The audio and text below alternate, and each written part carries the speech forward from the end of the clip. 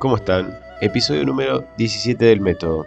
Cargo de Rafael Jiménez y Celeste Paternón en la producción general. En el día de hoy voy a presentar una pequeña parte de la entrevista que tuve con Sebastián Schulz. Más adelante vamos a desarrollar de forma completa. Acá hay un pequeño fragmento de la misma en donde hablamos, mejor dicho, en donde él habla sobre algunas especificidades de China. China como extensa unidad territorial, política, en una trayectoria histórica, y sobre esa base es donde él va desarrollando todo un análisis. Se inicia de la siguiente manera: yo estaba comprando en una tienda de cuestiones tecnológicas y el dueño del local estaba hablando con uno de sus clientes. Yo estaba esperando para pagar y le sugería, porque el cliente tenía muchos problemas con los teléfonos, y el dueño le dice: mira, la opción de Redmi, de Xiaomi, es una de las mejores del mercado acá, está a precio, es barato, es bueno, es eficaz, anda muy bien, tiene mucha memoria, tiene buenas imágenes para sacar y toda una explicación técnica sobre los teléfonos. La otra persona sentía, le decía que para él Samsung era muy bueno, etcétera, etcétera, Motorola y demás. Yo mientras esperaba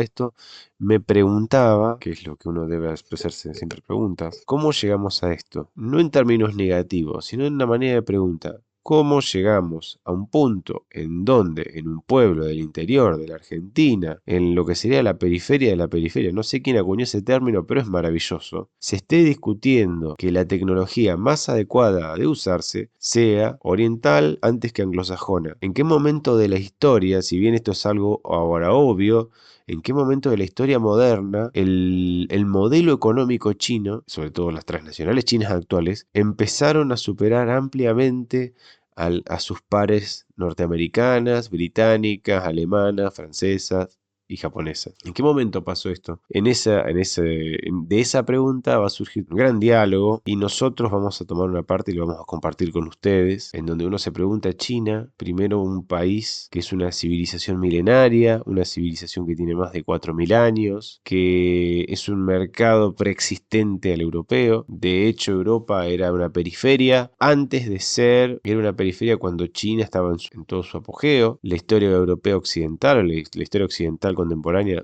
no sobrepasan los 200 años como locomotora económica global. Entonces, en ese marco es que uno tiende a pensar que cómo se llega a esto. Para eso hay que entender y leer un poco la historia china, que nace justamente hace más de 4000 años. Hoy no vamos a trabajar eso, sino que vamos a trabajar un poco la China contemporánea. Vamos a analizar algunas características. Yo charlo bastante con Sebastián sobre esto y le pregunto cómo China, siendo un país hacia 1949 doblegado por una guerra civil interna, primero una guerra civil, después participa en la segunda, de una manera u otra participa en la Segunda Guerra Mundial. China es invadida por Japón, hay una masacre, la masacre de Nankín. Los chinos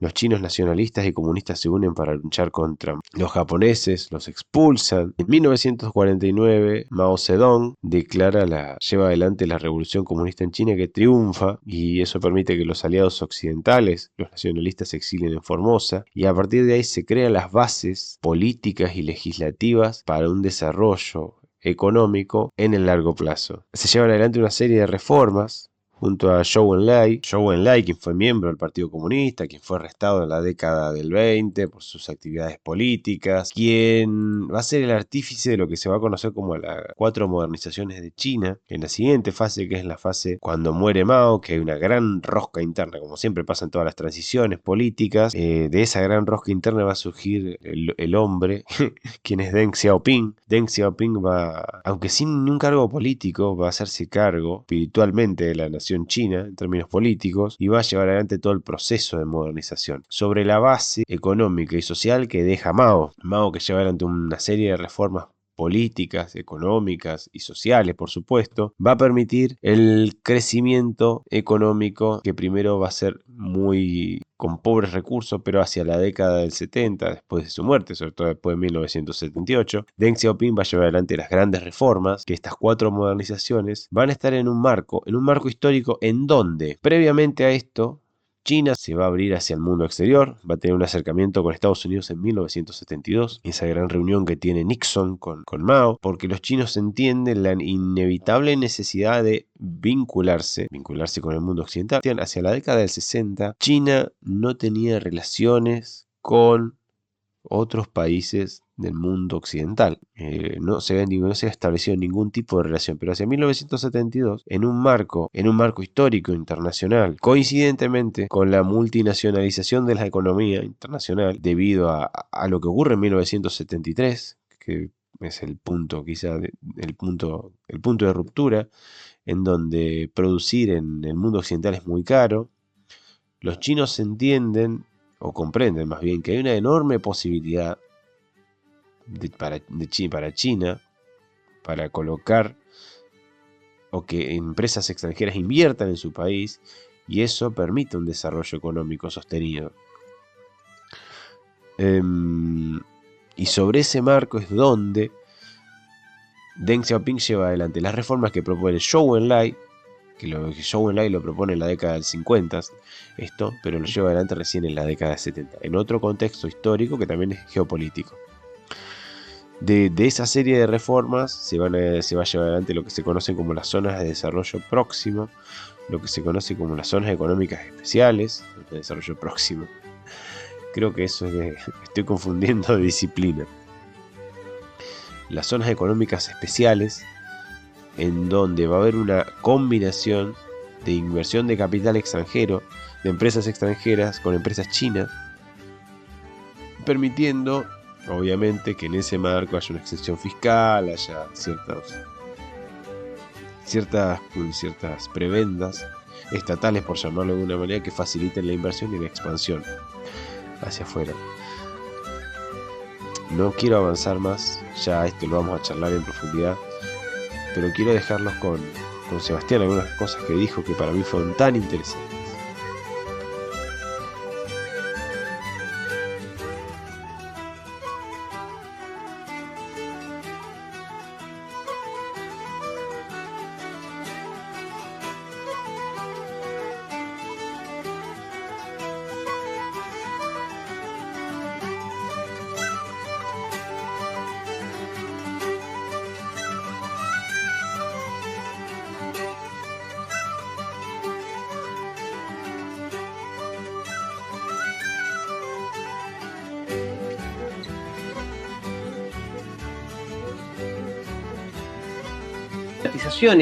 De gran parte de las empresas estatales en esta profundización de la reforma y la apertura económica. Ahora, y eso también aportando un elemento más para discutir si China es capitalista o no, ¿no?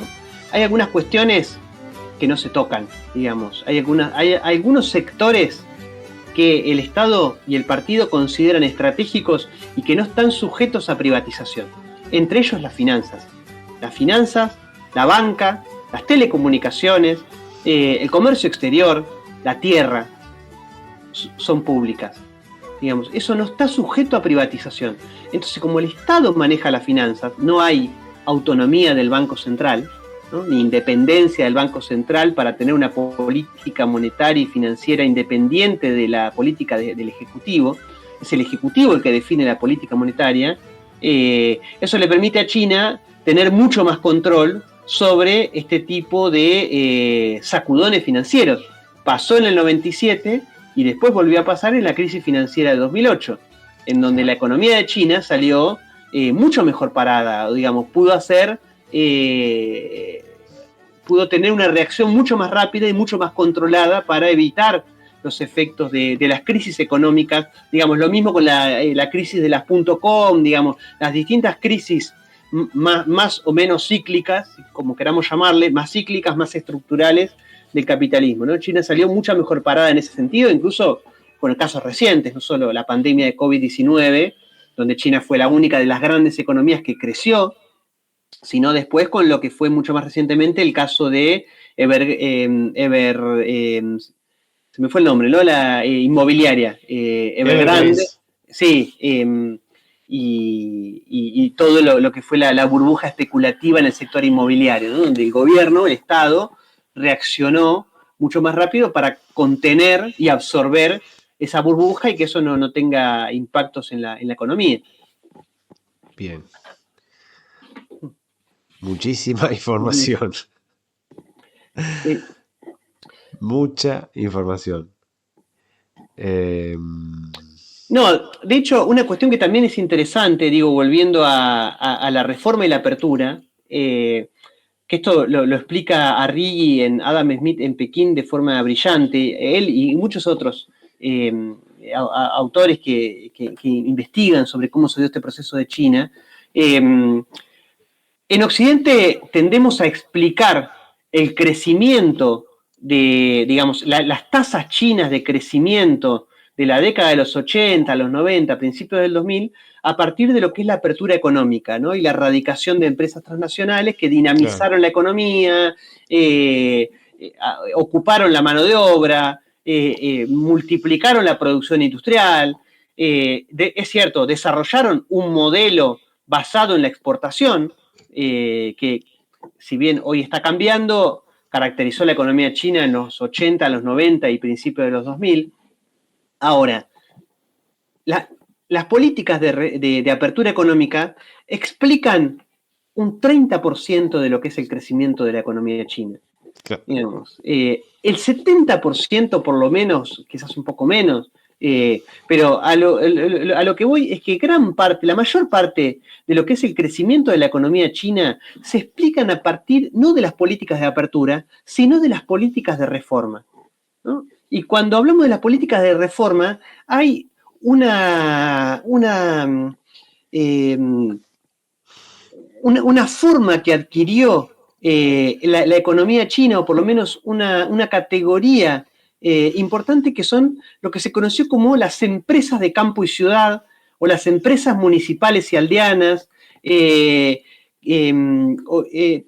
Digamos, hay empresas de campo y ciudad, o empresas bueno, son cooperativas, pequeñas empresas que el gobierno chino habilita, público-privadas, media cooperativas, digamos, conformadas por aldeanos, pequeños productores del campo, que el excedente agropecuario lo destinaban en las ciudades a la producción de lo que quieran, digamos, que el gobierno incentivó, financió y le dio lugar para que dinamicen la economía nacional, ¿no? Creo que más de 300 millones de chinos se ocuparon, estas empresas de campo y ciudad le dieron una ocupación para desarrollar la economía, ¿no? Que en cada pueblo, en cada ciudad, adquirieron dimensiones y características propias, digamos, sí, de protosiderurgia o de productos de bienes de consumo,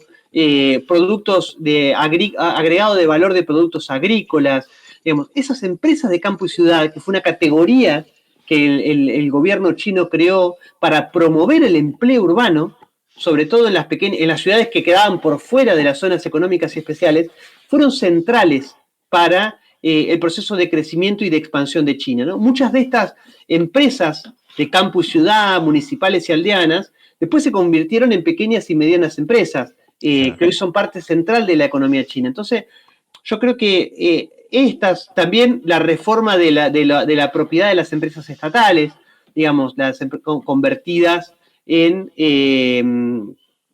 empresas state-owned enterprises, digamos, empresas estatales, pero descentralizadas, digamos, no solo dependientes del gobierno central, sino que el gobierno central las deriva a los gobiernos provinciales y a los gobiernos municipales, ¿no? Claro. Y que también, hay un colega sinólogo mexicano, Enrique Dussel Peters, que él desarrolla cómo se da este proceso de competencia entre empresas estatales chinas y empresas privadas, que es un ecosistema que permite potenciar el desarrollo económico nacional, digamos. Él, digamos, plantea una tesis que es muy ilustrativa. Él dice, hay más competencia interempresarial en China que en cualquier país capitalista. Digamos, porque el capitalismo, esto lo desarrolla Marx hace 200 años, el capitalismo tiende al monopolio. Sí. Digamos, si no hay regulaciones del Estado, el capital tiende al monopolio, tiende a la concentración y a la centralización de capital. Sí, y es lo que pasa con los grandes monopolios tecnológicos, financieros, digamos. De hecho, las grandes crisis son las oportunidades para que los grandes se coman a los chicos. El capitalismo funciona así. En China hay una especie de libre mercado regulado en donde se promueve la competencia, Entonces, vos, por ejemplo, el gobierno dice, yo quiero estar a la vanguardia de la producción de autos eléctricos. Entonces, traigo a Tesla a producir a China, pero además desarrollo una empresa pública dependiente del municipio de Beijing, Bike. Una empresa pública dependiente del municipio de Shanghai, SAIC. Y una empresa pública dependiente del Estado central. Y empresas privadas de propietarios chinos. Y las pongo a todas a competir. Y que compitan.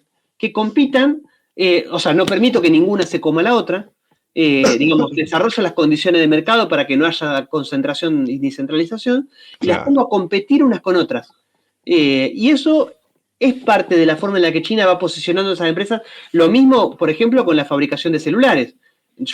Decíamos al principio, ¿no? De las 10 más grandes del mundo, 7 son chinas, porque Huawei, Xiaomi, ZTE, Redmi, Oppo, Vivo, todas compiten entre sí en el mercado chino y en el exterior. Claro.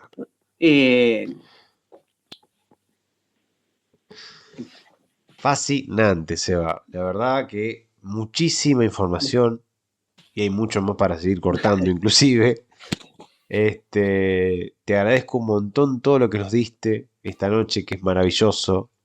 Mucho en qué pensar, en realidad, sobre todo para comprender una idiosincrasia tan específica como la china, totalmente distinta al pensamiento occidental predominante hoy, tanto en la forma de administrar el Estado, pensar la economía y pensar la sociedad, esas tres cosas juntas, ¿no? Como que ese tridente, ellos lo trabajan de una manera totalmente diferente. Sí, de hecho, una cosa que también pensaba cuando íbamos hablando, uno cuando habla de las políticas de reforma y apertura, y yo creo que hay el pensamiento occidental de, bueno, esto es la entrada de China al capitalismo, cuando Deng Xiaoping inaugura las políticas de reforma y la apertura, él, digamos, lo primero que dice cuando presenta las 4 modernizaciones es, esta reforma y la apertura va a estar guiada por 4 principios fundamentales. Y yo creo que es algo que, analizándolo en detalle, es algo que evidentemente se cumple, ¿no? Más allá de ciertos prejuicios occidentales. Dice Deng Xiaoping, la reforma y la apertura se basa, o por lo menos presupone, la perseverancia, primero en el camino socialista. Digamos, acá no está en discusión el socialismo. Digamos, el socialismo es el modelo económico que guía el sistema económico chino. Es un socialismo con características chinas, ¿no? Claro. O sea, ¿qué está discutiendo Deng Xiaoping? Está discutiendo con la ortodoxia soviética, digamos. Es decir, yo creo que esta idea incluso explica la frase que acá en el capitalismo occidental la toman como bandera de no importa el color del gato, lo importante es que case ratones, ¿no? En Claro. Occidente se lee como, no, ves, acá Deng Xiaoping dice que no importa si es socialismo o capitalismo, ¿no? Lo importante es que genere riqueza. Claro. Deng Xiaoping no está diciendo eso, porque Deng Xiaoping, cuando dice no importa el color del gato es el socialismo, ¿no? No importa el modelo de socialismo, digamos, no importa si es, digamos, no tiene que ser necesariamente el socialismo soviético, sino que puede ser otro tipo de socialismo. No importa el color del gato, no importa el modelo de socialismo, no está en duda el socialismo. Claro. Lo importante es que caza ratones, no quiere decir necesariamente lo importante es que genere crecimiento, porque eso es una variable capitalista para medir el desarrollo. Solamente el crecimiento económico, si bien es cierto, el crecimiento económico orientó el modelo de desarrollo chino durante mucho tiempo. Lo importante es que caza ratones, lo importante es que le resuelva la vida a la gente. Digamos, lo importante es que saque de la pobreza a la gente, es aumentar la calidad de vida de la gente, no generar crecimiento porque sí, ¿no? Claro, ¿qué es lo que está generando China como la India? Están produciendo clase media como nunca. Exactamente. O sea, en contraposición a Occidente, que está generando, o sea, un cuello de botella donde las clases medias se extinguen y lo que tenemos son grandes bolsones de pobreza y el poder económico muy concentrado en una pirámide muy chiquita. Exactamente. De hecho, a mí me gusta siempre que hablamos de el milagro chino, ¿no? Que obviamente hay que poner o sea, hay que descartar la categoría de milagro porque hablar de milagro oculta todo el proceso de planificación, pero el milagro chino se pone solamente en relación al crecimiento del PBI. ¿no? Las tasas chinas de crecimiento de PBI. Ahora, a la par de las tasas de crecimiento de PBI, que son siderales y que, digamos, son completamente reivindicables porque fueron parte de su planificación, Claro. hay que acompañar otros datos, como por ejemplo la pobreza. China erradicó la pobreza en 2021. Digamos, ese crecimiento sideral de PBI tiene un objetivo, que es erradicar la pobreza. Digamos, y no lo dice China, lo dicen las Naciones Unidas. Y además, ¿qué otras cosas dicen las Naciones Unidas que también son interesantes? Hoy en China hay menos desigualdad que en Estados Unidos. Digamos, China durante la década de los 90 tuvo un crecimiento exponencial de los índices de Gini. Ahora, a partir de 2008 eso bajó abruptamente. Y no es que China dejó de crecer. China siguió creciendo, pero bajó la desigualdad. Hoy la sociedad china es más igualitaria que la sociedad norteamericana. Hay más desigualdad en Estados Unidos que en China. Pero además, China superó a Estados Unidos en esperanza de vida. Hoy un niño, una niña que nace en China, tiene más esperanza de vida que un norteamericano. Entonces, eso no solo es un cambio económico, es un cambio social. Claro. Es la inclusión social de 1.400 millones de personas que hace 70 años estaban en la pobreza más extrema, ¿no? Por eso, generalmente hablar de milagro es no entendemos cómo pasó esto y no entendemos cómo se dio, ¿no? Claro, fue casualidad. Fue casualidad. Como el milagro japonés. Claro, bueno, por eso, yo creo que son cosas a tener en cuenta para estas cuestiones. Totalmente. Seba, me ha encantado escucharte. Creo que a nuestros oyentes les va a gustar mucho escuchar este podcast porque ha sido muy bueno. Y va a quedar pendiente la charla con el señor Rebotaro. Quiero charlar con los dos juntos porque seguramente... Un gran intelectual y un gran hacedor, sobre todo. Gran tipo. Conoce mucho de geopolítica y la verdad que lo sigo mucho porque sabe muchísimo. Sí. Lo súper recomiendo. Así que te agradezco tu participación en el método. Obviamente está la puerta abierta para volver, seguir charlando sobre China porque siempre hay, a medida que uno empieza a sacar información aparece más y más. Siempre hay cosas que hablar de este tema. Bueno, Rafael, muchas gracias a vos por la invitación. Para mí fue me encanta compartir estas charlas y me encantó compartir este espacio con vos y con el método. Gracias, Eva. Que tengas buenas noches. Nos vemos. Esto fue El Método.